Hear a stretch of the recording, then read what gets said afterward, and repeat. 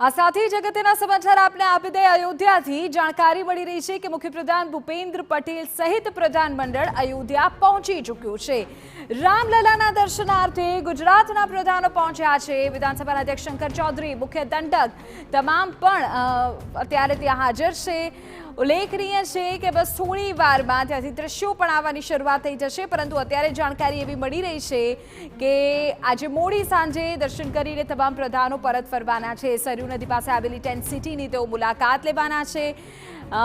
જે ફ્લાઇટની અંદરના દ્રશ્યો સામે આવ્યા છે એ આપને અત્યારે બતાવી રહ્યા છે। જય શ્રી રામનો નાદ ત્યાં અત્યારે જાણે ગુંજતો હોય એ પ્રકારના દ્રશ્યો છે।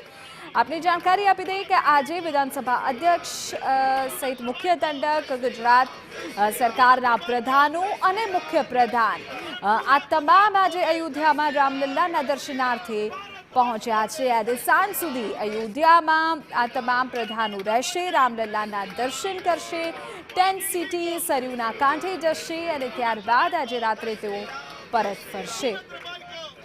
તો મોડી સાંજે દર્શન કરીને તમામ પ્રધાનો આજે પરત ફરવાના છે। અલગ અલગ રાજ્યોમાંથી પણ આ જ પ્રકારે પ્રધાનમંડળ અયોધ્યા દર્શન કરવા જવાના દ્રશ્યો સામે આવી ચૂક્યા છે।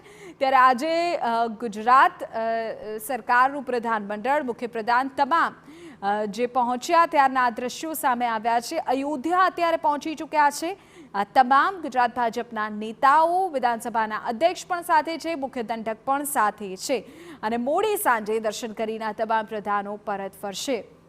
ઉલ્લેખનીય છે કે આવનારો સમય લોકસભા ચૂંટણીનો છે। લોકસભાની ચૂંટણીમાં આ વખતે સૌથી ચર્ચાતો જો કોઈ મુદ્દો હોય તો એ છે હિન્દુત્વ અને રામ મંદિરનો મુદ્દો। અને આ તમામની વચ્ચે ચૂંટણીની ખૂબ નજીકના સમયમાં નેતાઓનું અયોધ્યા જવું, આ જે દ્રશ્યો આપ જોઈ રહ્યા છો તે અમે આપને અત્યારે અયોધ્યાથી જ બતાવી રહ્યા છીએ કે જ્યાં તમામ નેતાઓ અત્યારે પહોંચી ચૂક્યા છે। કેસરી ખેસ તમામના ગળા પર જોઈ શકાય છે।